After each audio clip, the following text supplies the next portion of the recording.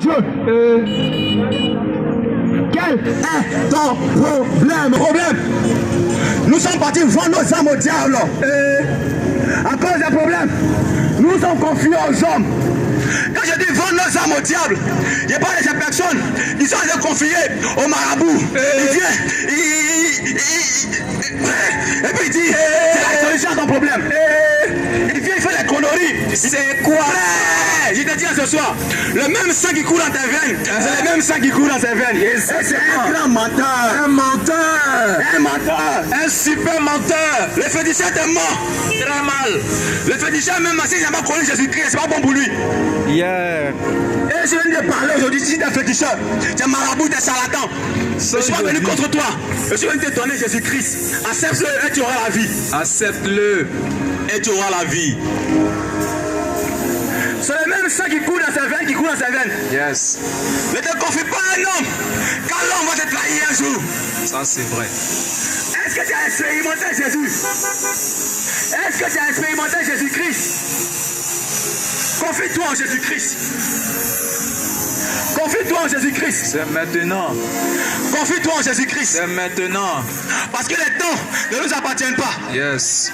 Les temps ne nous appartiennent pas. Yes. La Bible déclare en Ecclésiaste 3, le verset 1, qu'il y a un temps pour chaque chose sur la terre.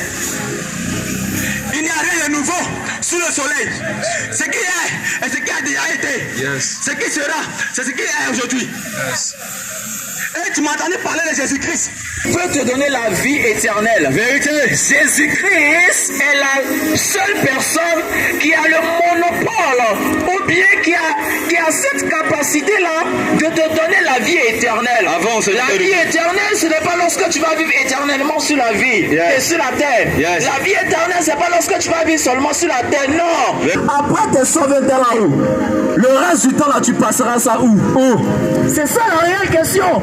Après tes 120 ans, le reste de ta vie, tu passeras ça où? Avance. Je ne suis pas venu ce soir pour te dire que Jésus-Christ va te donner mariage. Yes. Je ne suis pas venu ce soir pour te dire que Jésus-Christ va te donner BPC. Non, c'est vrai que Jésus-Christ donne tout ça. Mais ça sert à quoi d'avoir Jésus-Christ sachant que tu n'as pas lu? Ça sert à quoi d'avoir le BPC sachant que tu n'as pas celui qui donne le BPC? Avis.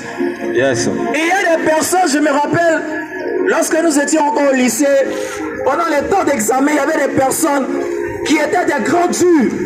Lorsqu'on parle de papier, lorsqu'on parle de ceux qui avaient les points moyennes, qui avaient les fautes moyennes, ils étaient les premiers. Yes. Mais il arrivait le temps où, à la veille des examens, ces personnes ont rendu l'âme. Yes. À l'approche des examens, on nous a dit que ces personnes ont eu des accidents et ces personnes sont mortes. Vérité. Ma question, c'est où sont passées ces personnes après leur mort? Où? Parce que la réalité des choses, ce que les gens n'ont pas encore compris, c'est qu'après cette vie ici, il y a une autre vie encore qui nous attend. Vérité. La Bible dit, car le salaire du péché c'est la mort. La mort. Mais le don gratuit de Dieu c'est la vie éternelle. La vie éternelle. Mais pour bénéficier de cette vie éternelle, Avance, Daddy. il y a une seule condition. Condition. Et la seule condition, c'est d'accepter Jésus-Christ comme ton sauveur et Seigneur personnel. Yes. Tant que tu ne vas pas comprendre ça, ta vie sera bizarre. Vérité. Ta vie sera nyarami. Yes. Ta vie sera du tohu-bohu. Yes. Les personnes comme Adam et Ève,